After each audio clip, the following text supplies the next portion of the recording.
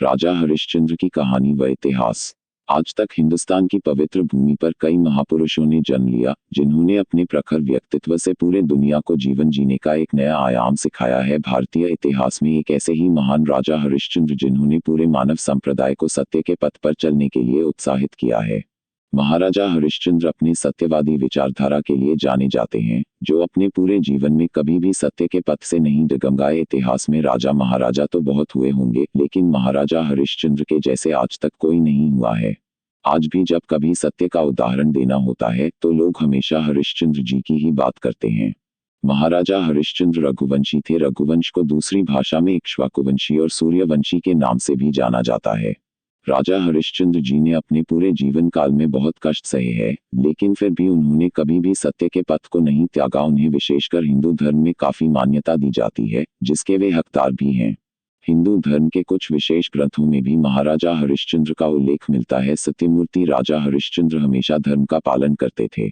वे बहुत शक्तिशाली और दयावान सम्राट थे, जो अपनी प्रजा के साथ हमेशा एक पिता की भांति न्याय करते थे। लगभग 6000 ईसा पूर्व में हिंदू पंचांग के पौष माह में शुक्ल पक्ष की पूर्णिमा के दिन राजा हरिश्चंद्र का जन्म अयोध्या की पवित्र माटी पर एक सूर्यवंशी राजघराने में हुआ था। उनके पिता रघुवंशी राजा सत्यव्रत थे। बचपन से ही हरिश्चंद्र बड़े ही पराक्रमी थे। माता पिता के उत्कृष्ट संस्कारों के परिणाम स्वरूप बालक हरिश्चंद्र में भी दया दान की भावना विकसित हो गई थी। जब राजा हरिश्चंद्र ने राजपाट संभाला तो उन्होंने राजसूय यज्ञ करके चारों दिशाओं में अपना परचम लहराया था। यह वह समय था जब अखंड भारत में ऐसा कोई राजा नहीं बचा था जो उनकी बराबरी कर सके। राजा हरिश्चंद्र का विवाह राजकुमारी तारामती से हुआ था। विवाह के पश्चात तारामती और राजा हरिश्चंद्र को बहुत लंबे समय तक संतान की प्राप्ति नहीं हुई थी। राजा अपने कुलगुरु महर्षि वशिष्ठ जी के पास संतान प्राप्ति का आशीर्वाद लेने गए थे, जहां महर्षि वशिष्ठ ने उन्हें संतान प्राप्ति का एक उपाय बताया। महाराजा हरिश्चंद्र ने अपने कुलगुरु के आदेशानुसार जलदेव वरुण जी की आराधना प्रारंभ कर दी। राजा के कर्म निष्ठा से प्रसन्न होकर भगवान वरुण ने उन्हें संतान प्राप्ति का आशीर्वाद दिया। राजा हरिश्चंद्र और उनकी पत्नी तारामती को पुत्र प्राप्ति हुई, जिसका नाम रोहिताश्व रखा गया। ऐसा कहा जाता है कि एक बार स्वर्ग लोक में सभी देवताओं और ऋषियों के बीच यह विचार विमर्श किया जा रहा था कि मृत्यु लोक से किस प्राणी को स्वर्ग लोक में स्थान दिया जा सकता है। देवताओं के राजा इंद्रदेव की राज्यसभा में महर्षि विश्वामित्र तथा महर्षि वशिष्ठ जैसे कई तेजस्वी महान आत्माएं उपस्थित थे। महर्षि वशिष्ठ जी ने धरती लोक से महाराजा हरिश्चंद्र को स्वर्ग के पात्रता के लिए अपना मत रखा, लेकिन महर्षि विश्वामित्र ने इसे स्वीकार नहीं किया। नतीजा यह निकला कि यदि राजा हरिश्चंद्र सच में स्वर्गलोक की पात्रता पाने के लिए सक्षम है तो उन्हें परीक्षा देना होगा। महाराजा हरिश्चंद्र की जीवन कथा बेहद प्रेरणादायक है। महाराजा हरिश्चंद्र और महर्षि विश्वामित्र जी की वह कहानी जो पूरे विश्व में प्रख्यात है, उसे सभी को एक बार जरूर सुनना चाहिए, क्योंकि इससे हमें न केवल जीवन का असली अर्थ मालूम पड़ता है, बल्कि मानव धर्म के बारे में भी ज्ञात होता है। सत्यवादी राजा हरिश्चंद्र की कहानी।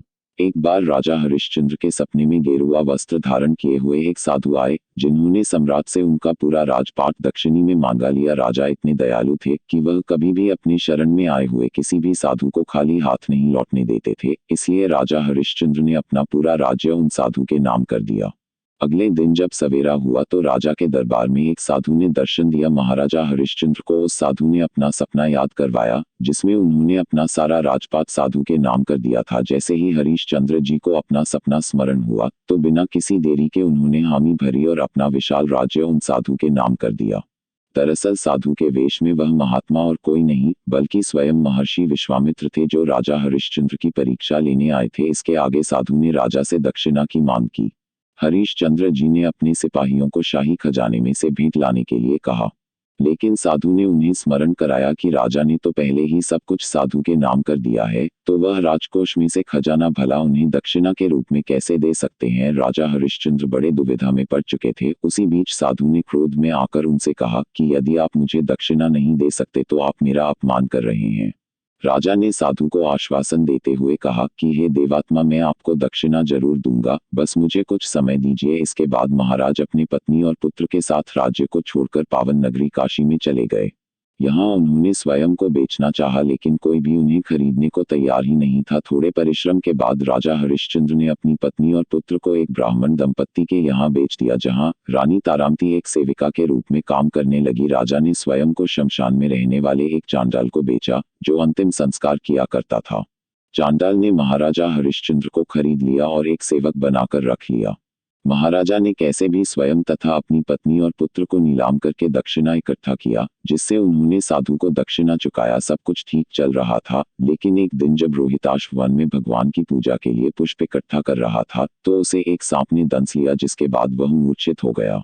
तारामती अपने मूर्छित पुत्र को लेकर चारों ओर मदद की गुहार लगा रही थी, लेकिन तब तक रोहिताश्व की मृत्यु हो चुकी थी। तारामती अपने पुत्र के मृत शरीर का अंतिम संस्कार करने के लिए शमशान पहुंची तो वहां उनकी मुलाकात अपने पति राजा हरिश्चंद्र से हुई। तारामती ने पुत्र की मृत्यु की बात बताई और बताया कि उनके पास शमशान कर चुकाने के लिए कुछ भी नहीं है, लेकिन फिर भी राजा हरिश्चंद्र जी अपने मालिक के प्रति वफादार रहे और बिना शमशान कर चुकाए अपने खुद के पुत्र का अंतिम संस्कार करने से इनकार कर दिया। विवश होकर तारामती ने साड़ी का आंचल फाड़कर शमशान कर चुकाने का निश्चय किया। जैसे ही रानी तारामती ने अपना आंचल फाड़ने की चेष्टा की, उसी क्षण आकाश से मेघ गर्जना हुई और एक आकाशवाणी हुई। उस आकाशवाणी में महर्षि विश्वामित्र जी ने महाराजा हरिश्चंद्र को आशीर्वाद दिया और साथ ही उनके पुत्र रोहिताश्व को भी जीवित कर दिया तथा साथ ही उनका पूरा राजपाट ज्यों का त्यों वापस लौटा दिया। उसी क्षण शमशान में ही देवताओं ने राजा हरिश्चंद्र और रानी तारामती पर पुष्प वर्षा किया। इस प्रकार महाराजा हरिश्चंद्र ने अपने परिवार सहित स्वयं को बेचकर सत्य का पालन किया। महाराजा हरिश्चंद्र को सत्यमूर्ति यूं ही नहीं कहा जाता है, उनका नाम भी पूरे विश्व में बड़े आदर सत्कार के साथ लिया जाता है। राजा हरिश्चंद्र जी के जीवन से प्रेरित होकर कई नाट्य कलाएं और कथाएं कही जाती हैं। आज के समय में महाराजा हरिश्चंद्र की जीवनी पर दर्जनों फिल्में बनाए जा चुके हैं, जिनका उद्देश्य लोगों को सत्य के प्रति जागृत करना है। पूरे भारत में उनके ऊपर लोकगीत लिखे जाते हैं, जो बड़े प्रख्यात हैं। महाराजा हरिश्चंद्र ऐसे राजा थे जिनका केवल एकमात्र धर्म था, वह था सत्यनिष्ठा।